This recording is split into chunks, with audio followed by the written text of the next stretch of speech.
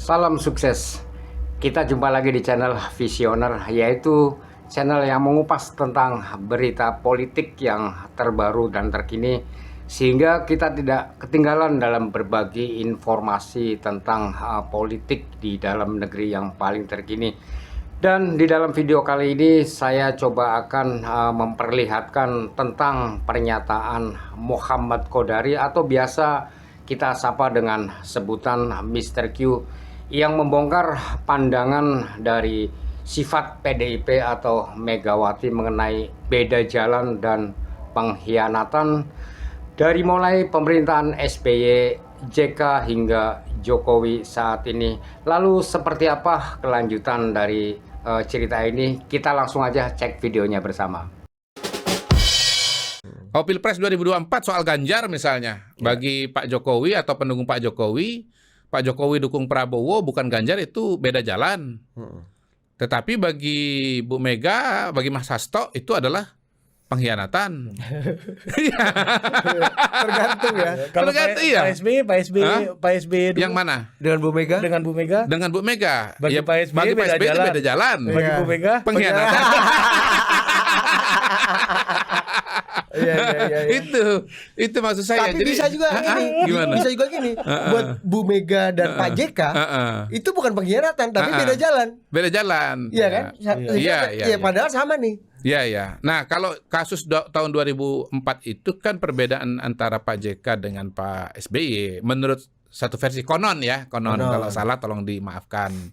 Bahwa Pak JK itu ketika ditanya oleh Bu Mega mau maju di Pilpres 2004 atau tidak, jawabannya Pak JK langsung bilang maju. Sementara Pak SBY ditanya maju apa enggak, bilangnya enggak, kan gitu kan? Gitu. Nah, tapi apakah pernyataan seperti itu memang harus dijadikan sebuah indikator pengkhianatan atau tidak, kan kita Batasnya itu ya. batasnya itu kalau dalam kasus 2004 ya, JK, SBY dan Megawati kan. Jadi itu batasannya. Kalau beda jalan tuh ngomong. Beda Kalau- jalan. Kalau nggak ngomong pengkhianatan. Iya. Ini padahal satu perahu nih SBY JK kan. Pertanyaannya kan begini. Satu dianggap pengkhianatan, bagaimana satu dianggap beda jalan. bagaimana dengan situasi di mana pertanyaan eksplisit begitu tidak dilakukan, tidak disampaikan. Gitu. Ini misalnya kayak di Rakernas PDI kemarin kita lihat. Ya dengan Pak Prabowo-nya kayaknya nggak ada masalah. Iya. Dengan Pak Jokowi ada masalah. Atau gini deh, 2024 ini ya, ada nggak pertanyaan eksplisit dari Bu Mega misalnya kepada Pak Jokowi? Pak Jokowi mau dukung Ganjar atau dukung Prabowo? Nah, kalau misalnya Pak Jokowi ditanya begitu, lalu Pak Jokowi mengatakan saya dukung Prabowo, Bu, gitu. Menurut saya beda jalan itu. Gitu. Loh, iya dong. Bukan Iya dong. Kalau pengkhianatan. kita bandingkan 2024 dengan 2004 kan, gitu. Nah, yang kedua, kalau Bu Mega nggak pernah bertanya, lalu berasumsi bahwa Pak Jokowi pasti Sejalan. dukung Ganjar, ya, dan harus dukung Ganjar, ya, apakah itu kemudian pengkhianatan? Kalau buat saya beda jalan, nggak ditanya kok. Gitu. Nah, lebih jauh daripada itu kan sebetulnya dalam dunia politik kita kan harus punya kemampuan untuk membaca situasi dan kondisi. Kita harus bisa kalkulasi, gitu. Misalnya tahun 2004, ya kita lihat aja gelagatnya Pak Jokowi, Pak SBY seperti apa kan. Apalagi kemudian misalnya ada survei bahwa SBY potensial untuk maju, potensial untuk menang. Ya nggak usah ngomong. Ya anggap aja dia pasti maju gitu kan. Nggak usah ditanya lagi gitu loh. Kecuali kalau pada waktu itu Anda nggak percaya dengan survei. Nggak percaya bahwa SBY itu berpotensi menang oleh Mega. Kayaknya faktor kedua ini. Atau misalnya di tahun 2004 kan begitu. Jokowi silakan dukung Prabowo, tapi kan yang populer ini kan Bu Mega, yang populer ini kan Ganjar. Jadi ya tetap menang lah Ganjar ini gitu. Jadi berangkat dari asumsi bahwa silakan Pak Jokowi dukung Prabowo, nggak dukung Ganjar, Ganjar tetap menang. Walaupun kenyataannya kita sudah ngomong bahwa ya Ganjar itu suaranya adalah pendukung Jokowi dan Jokowi sangat populer. Jangan lawan Jokowi gitu. Bahkan lebih jauh lagi kan kita ngomong di sini, jangan serang Jokowi. Suara lu turun kan gitu. Nah, kalau kemudian Anda tetap lakukan itu dan Anda kemudian kalah, ya jangan dibilang orang pengkhianat. Ya lu aja nggak bisa baca data. Gitu. Nah, ini ada satu lagi Mr. Q. Nggak bisa baca data. Kalau tadi kan pengkhianatan apa nih? Lu bilang beda jalan, pengkhianatan ya. Kalau ketulusan dalam berpolitik gitu, berteman secara politik ya. Itu ruang-ruangnya batasnya seperti apa Mr. Q? Dan gimana kita menilai? Nasihat saya begini aja deh, kalau lu mau punya Lu tulus apa teman enggak? yang mau punya teman yang teman yang istilahnya betul-betul tempat lu curhat kan, kemudian betul-betul dekat banget ngomongin masalah-masalah personal pribadi. Ya lu jangan cari temen yang kolega lu di politik, itu aja sudah. Itu nasihat ya kepada politisi ya. Jangan. Ya kalau lu kemudian memperlakukan seorang teman sahabat kayak masa kecil, masa kuliah itu adalah teman lu di bidang politik, ya, lu bisa kecewa gitu. Lu bisa kecewa. Ya jangankan dengan orang lain, dengan saudara aja bisa perasaan-perasaan kayak gitu. Jadi kalau lu mau jadi nggak ada sedikit pun ruang ketulusan dalam boleh, politik, ada. Saya percaya relasi ada. politik Saya gimana? percaya ada. Tetapi itu anggaplah sebagai sebuah bonus atau sebuah penemuan, sebuah gift. Benar. Ternyata gua main ini dia orangnya tulus, orangnya memang bener baik itu. Gift itu, tapi jangan dari awal lo berharap ya ini teman beda partai, teman berpolitik bisa berkompetisi itu akan, ya terutama teman-teman yang bisa berkompetisi itu jangan lu berharap di sana gitu. Kalau lu dapat alhamdulillah, itu rezeki namanya, itu gift. Tapi kalau enggak, ya lu juga udah nggak berharap dari awal. Manusia itu kan kecewa karena apa? Karena antar harapan dengan kenyataan itu terjadi kesenjangan. Itu definisi kekecewaan. Harapan dengan kenyataan itu kalau dia senjang, dia nggak ketemu, itu namanya kekecewaan. Kalau ekspektasi lu nggak ada, lu nggak dikasih, nggak dapat, lu nggak kecewa. Kenapa? Karena lu nggak punya ekspektasi itu. Makanya kemudian katanya manage ekspektasi Anda kan gitu kan. Anda harus tahu di tempat mana Anda berharap dan berharap apa. Karena kalau Anda mengharapkan sesuatu yang di tempat itu sebetulnya tidak mungkin disediakan, ya lu akan kecewa gitu. Ya di politik ya, di bisnis juga begitu. Jangan kemudian wah dia selamanya anak buah gue gitu. Lalu setelah dia lebih hebat daripada lu tetap berharap dia ikut apa mau lu, nggak bisa, lu salah lu. Jangan petugas partai seumur hidup dong. Jadi dari petugas partai jadi pengkhianat partai. Menurut saya contoh rasionalitas itu dalam konteks kayak begini ada di Pak Luhut.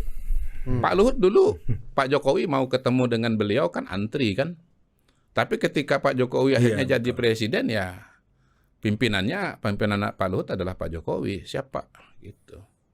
Nah, Pak Luhut itu bisa menempatkan dirinya dan bisa membaca situasi. Makanya kabarnya Pak Luhut sekarang udah mulai latihan manggil Pak Prabowo, Pak Presiden. Karena kan dia dari muda biasanya Nah, kita lihat. Untuk Pak Jokowi beliau berhasil. Untuk Prabowo kita nggak tahu.